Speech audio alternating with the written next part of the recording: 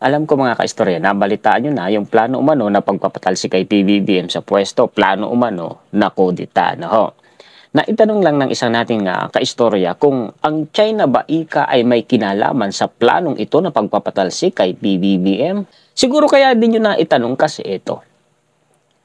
Halos magkasabay po kasi na pumutok ang balita na meron umanong mga Chinese na armado may mga baril po hinuli po ng mga autoridad at mismo ang PNP pinaghihinalaan po nila na itong mga Chinese na ito ay kabilang sa isang tinatawag po na sleeper cells. Ano ba yung sleeper cells na yan? One historiador. Ito po kasi ay mga agents, Chinese po ang pinag-uusapan po natin dito. So, ibig sabihin, Chinese agents base po sa hinala po ng PNP. Ito pong sleeper cells na ito or mga Chinese agents po na ito, grupo po ito mga kaistorya. Naghihintay lang ito ng order or ng utos mula siguro sa China kasi ang pinaghihinalaan po dito, Chinese yung mga hinuli. Ang tinutukoy dito na sleeper cells ay Chinese agents. Well, alamin natin mamaya kung totoo nga ba yung balita na yan at kung totoo na may kinalaman sa pagpapatalsik kay PBBM kasi pwedeng oo, pwede rin naman pong hindi.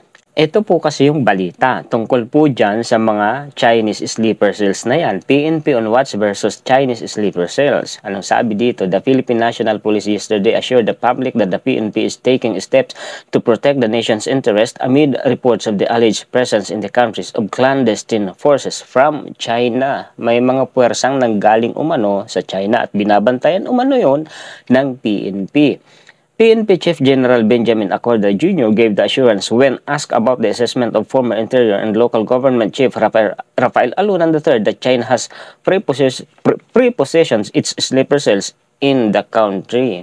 Naiposisyon na umano ng China yung kanila umanong sleeper cells dito sa Pilipinas. Ang may sabi umano niyan, mga kaistorya, ay si Local Government Chief Rafael Alunan III. Nakakabahala itong balita na ito, mga kaistorya, Alam niyo naman itong si China, talaga sabi sa mga balita, nag-i-infiltrate nakikialam sa mga domestic affairs or internal affairs ng isang bansa at hindi imposible na sila ay nakikialam din dito sa bansa natin, lalo na nabalita na sa Australia at sa Canada, ginawa po nila yan. At yung kanila pa nga pong mga kaistorya, balita rin naman nahuli doon sa Amerika at yung mga tiktik din naman ni Amerika nahuli doon sa China. Hindi imposible, mga kaistorya, na ginagawa ng China sa atin yan ngayon. Chinese citizens Liu Minglong, ito po yung mga nahuli mga kaistorya, and Zhang Daji are facing complaints for violation of Republic Act 10591 or the Comprehensive Law on Firearms and Ammunition. They allegedly yielded an M4 carbine, matataas na kaliber ng baril po ito, at Glock 22 firearm and a 40 caliber handgun during a raid on a house inside the exclusive subdivision in Barangay Ugong. Alunan, in a Facebook post, said the discovery showed China's malevolent intentions as he suspects the foreigners belong to sleeper cells. Talagang itong si China, nakakabahala to kasi posibleng totoo po itong sinasabi po, itong balita po na ito. Sleeper cells are a group of agents that are dormant until they receive orders to decide to act. Kung sleeper cells nga itong mga Chinese na nahuli na ito ng mga baril, naghihintay na lang sila ng utos mula sa China kung ano yung gagawin po nila. The question racing through my mind is how many more communities are harboring sleeper cells within striking distance from our centers or of gravity around the country, Alunan said. Ang tanong nga doon, mga kaistorya, ilan sila dito? At ilang komunidad dito sa bansa po natin ang meron pong sleeper cells? Ang mahirap dito kung sila po ay pinagtatakpan, itinatago ng kapwa Pinoy natin. Hindi rin imposible yun, mga kaistorya. Ngayon, itinanggi po yan ng China. Matigas yung tanggi po nila at parang galit pa nga, yung pagdi-deny po nila. Ito po, basahin po natin. Chinese embassy denies existence of sleeper cells in PH. Anong sabi nila dito? The Chinese embassy in Manila on Friday denied the existence of sleeper cells in the Philippines, labeling the accusations as baseless and malicious. Malicious daw po at walang basihan yung pong akusasyon ng PNP na may sleeper cell dito ang China. Well, ako mas pipiliin kong maniwala, mga kaistorya, sa sinasabi po ng gobyerno po natin o ng mga autoridad po sa gobyerno po natin kaysa maniwala sa China. Alam nyo naman, si China. Sabi nga po mga kaistorya ng isang expert, isang professor po sa De La Salle University, ito umano si China, double standard umano ito. Reacting to the report of the recent arrest of 2 Chinese nationals for possession of high-powered firearms in Pasig City on October 16, the embassy in a statement said, some individuals with ulterior motives took advantage of an isolated case and blew things out of proportion by making groundless accusations against China and the Chinese people. Inaakusahan sila umano ng hindi tama. Wala umanong basihan. We strongly oppose and condemn such baseless allegations and malicious spreading of disinformation, it added. Disinformation? Well, sino bang bihasa sa pagpapakalat ng disinformation lalo na sa social media kung hindi si China? Nabalita na nga, legit mga kaistorya na itong si China ay may political operator po sa social media. Gumagamit po sila at nagre-recruit pa po sila ng mga experts. Pinapupugi ang imahe po ni China. Nabalita ilang beses na nating tinahakay yun mga kaistorya. The embassy said, China has always adhered to the principle of the non-interference in the internal affairs of other countries. Hindi daw sila nakikialam sa mga internal affairs o sa mga pangyayari sa loob ng ibang bansa. Well, kung ganun, bakit nabalita? At inimbestigahan pa nga po mga kaistoryas sa Australia at sa Canada. Kung hindi talaga sila nakikialam, bakit ganun ang balita sa Australia at sa Canada? Di ba mga kaistorya, ilang beses, yung alam nyo yan, yung mga matagal lang sumusubaybay sa atin, talaga pong diniscuss natin yan at kinalukay po natin yung mga balita na yan. Although the statement did not identify anyone, the embassy said that the irresponsible words and deeds, kumbaga ang mali pa dito sa sinasabi ni China, binabatikos nila yung mga otoridad po natin of the relevant Filipino individuals run counter for the consensus of President Ferdinand R. Marcos Jr. and President Xi Jinping that maritime differences should be put in a proper place and managed through discussions. It added that this create disruption to the diplomatic efforts. Speaking of diplomatic efforts, tingin ko Pilipinas lang naman ang gumagawa ng diplomatic efforts. Oo, nakikipag-usap sila. May bilateral, may pirmahan pa nga, may papel pa nga, naka-black and white. Pero pinapahalagahan ba nila? Hindi. Kaya mahirap maniwala dito sa mga Chinese na ito Ngayon, puntuhan po natin itong balita na pagpapatalsik umano kay PBBM. Kasi ang termino po na ginamit dito ng mainstream media, mga kaistorya, destabilization attempts. Plural form pa yung attempts. Ibig sabihin marami. May mga pagtatangkang pagpapatalsik kay PBBM, mainstream media. Ang may sabi at ang sabi po ng AFP at ng NSC ay na-misquote umano si General Browner ng media. So technically, media ang nagkamali sa pag-intindi kasi binawi po yung naunang pahayag ni General Browner na plano umanong kudita or plot. Actually, hindi binawi. Nilinaw lang po nila. Kasi kumbaga, lumalabas mga kaistorya base sa sinabi po ng National Security Council at saka po ng Armed Forces of the Philippines na na-misquote umano ng media si General Browner dun sa kanyang sinabi. So, ang nagkamali dito, technically, ang media. Ito po yung balita. Basahin po natin. Linawin natin mga kaistorya. Ito kasi ang sabi, former military officers behind the stab AFP chief. Anong sabi dito? Some former military officers are behind destabilization attempts against the administration President Marcos, Armed Forces of the Philippines, Chief General Romeo Browner Jr. confirmed yesterday. Kinumpirma umano ni General Browner yung mga destabilization attempts. Sabi po yan ng media mga kaistorya Mamaya liwanagin natin. Basahin muna natin yung balita mga kaistorya In his address, Browner disclosed that he heard a lot of calls for destabilization. So may narinig umano si General Browner na may mga gusto umanong magpatalsik nga kay PBBM. So dinig, dinig. Iba kasi mga kaistorya yung sinasabi pong plot. Yun ang sabi ng gobyerno ng mga otoridad po. Kaya po yung sinasabi lang binawi, nilinaw lang naman nila mga kaistorya. Iba umano yung plot sa dinig o usapan or sabi.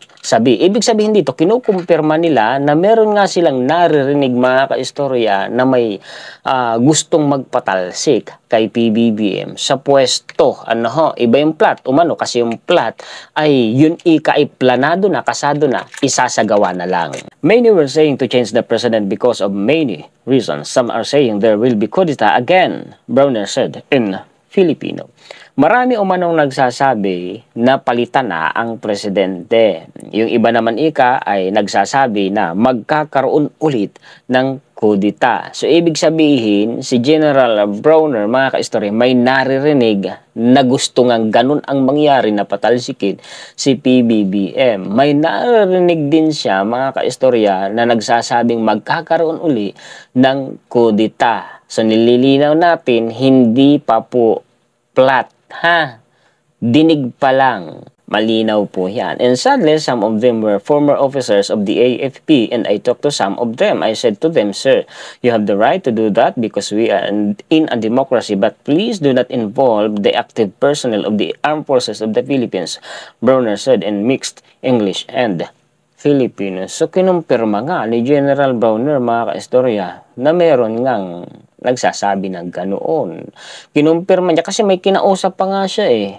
At yung kinausap niya yun, mga kaistorya, ay mga dating opisyalis ng Armed Forces of the Philippines. Siguro mga retirado. Di natin masasabing retirado nga talaga. Hindi natin kinumpirmang ganun. Palagay lang natin kasi ang terminong ginamit dito, mga kaistorya, former officers of the AFP. We know their purpose, so I'm warning my soldiers not to join any of these movements because those times are over and we want our country to move forward, Browner told newsmen later. So nagwarning pa nga siya sa mga aktibong miyembro ng Armed Forces of the Philippines o sa mga sundalo na wag sumali sa mga ganoon. Once we find out that anyone who are active personnel is involved in this, we will act swiftly but judiciously. So let's not think about it, pity our country. Let's give our country a chance to move forward. Pero tama sana wala nang ganun-ganun pang mga kudita, planong pagpapatalsik sa... kasi tingin ko sa mga ganyan, mga personal interest lang naman. Gusto nila sila ang nasa posisyon magkapangyarihan lang naman yan, mga kaistorya. Ano pang hahabulin mo na pagpapabago sa sistema? Maganda ang sistema ngayon Ayaw lang talaga kasi meron mga pwersa, mga kaistorya, na gusto nila sila ang nasa posisyon Kudita na naman. Papalitan na naman ang presidente. Paano susulong ang bansa natin? Tapos na tayo sa ganong yugto. Tama na sana, di ba, mga kaistorya? Ito ang kagandahan, tingnan nyo. Ang isa po sa magandang ginagawa ng presidente natin, President Marcos gave the military until the end of this year to finally neutralize the communist terrorist group and local terrorist group, Browner said. So hanggang Disyembre na lang ang deadline ni PBBM para tapusin na itong makakaliwang grupo. Yan po yung tinatawag dito na communist group mga kaistorya. Communist terrorist group kasi dineklara na sila ng gobyerno na terorista, di ba? Hanggang katapusan na lang ng taon, hanggang Disyembre. Matindi ang ultimatum pala ni PBB, mga kaistorya. Matindi talaga, tahimik lang, pero masidhi ang tapang. Our Commander-in-Chief, President Bongbong Marcos, gave us until the end of the year to finally neutralize the communist terrorist group and the local terrorist groups, Browner said, citing the daily reports with the score accomplishment of West Mincom in the fight against the NPA and the local terror groups. Tingnan nyo kung gaano kaganda ang ginagawa ng presidente natin. Ito naman ang sabi ng Reuters. Philippines military remains loyal to the President, National Security Advisor says. Di maganda kung nananatili pong ang militar natin ay tapat sa ating Pangulong Bongbong Marcos Jr. Alam nyo kasi, ang isang destabilization, ang isang plot, ang isang kudita, mga kaistorya, hindi po yan magtatagumpay. Hindi magkakaroon ng kudita kung walang suportang militar. Basahin natin. There is no destabilization plot movement against the government, Anyos said in a statement. Ito na yung paglilinaw Anyos' remark came after Philippine military chief Romeo Browner was quoted in the media as telling troops on Friday that he had heard of destabilization efforts, with some military officers saying the president should be replaced for many reasons and there should be another coup d'etat. The Philippines National Security Advisor on Saturday rejected talk of a plot to destabilize the government of President Ferdinand Marcos Jr., saying the military and the entire security sector were loyal to the commander-in-chief. Mabuti naman, yes. There were healthy and passionate exchanges and debates among some retired or former military officers and even some criticism against certain policies of the current administration, but they are within the bounds of our democratic space, National Security Advisor Eduardo Año said. Well, kung sakali man na may pupurma pa lang, magpaplano pa lang, ay palagay ko sa termino sa amin po niyan, natalang. Ibig sabihin nung natalang, natalisod na. Mabuti na rin yung nagsalita si General Browner ng ganito na may narinig siya para itong mga na alarma. Oh, wag nyo nang ituloy. Nabuking na kayo. Hindi pa man lang naikakasa na booking na agad. Ito ang sabi ng GMA7. AFP chief denies existence of the stabilization plot, says he was misquoted. Ayun na. In Bernadette Reyes 24 Horas Weekend Report, Browner explained that he made no mention of any destabilization plans or plots and that he respected former military officers who exercised their democratic rights to express their opinions on the government. Pag sinabi nating plot, parang plano na ito, na i-execute na lang. Yan yung sinasabi ko sa inyo kanina. No? Ang sinabi ko during my statement was that may mga naririnig tayo na mga ugong-ugong ng mga destabilization efforts. Yun yung specific word na ginamit ko. So, I did not use the word plot. So, kung ganoon nga, ang nagkamali mga kaistorya sa pag-intindi ang media, na misquote po siya ng media. Ayon, mga kaistorya. Balik tayo dun sa Chinese. Well, nasa sa inyo kung ano ho mga ka-istorya ang magiging judgment nyo sa balita na yun. Kung itong mga Chinese may kinalaman na hindi natin mapipigilan ang mga kababayan natin na maghinala kasi alam nyo naman kung ang babasihan natin history mga ka-istorya. Pero sa akin kasi mga ka-istorya, pwedeng oo, pwede rin pong hindi. Kung kukumpirma natin oo, palagay ko kailangan pa po natin mga ka-istorya ng karagdagan pong referensya na magkukumpirma kung oo nga. Ganun yun para sa akin mga ka-istorya. Pakishare po at pakilike. Shout out po sa mga solid po nating ka-istorya sa buong mundo. Mabuhay po kayong lahat.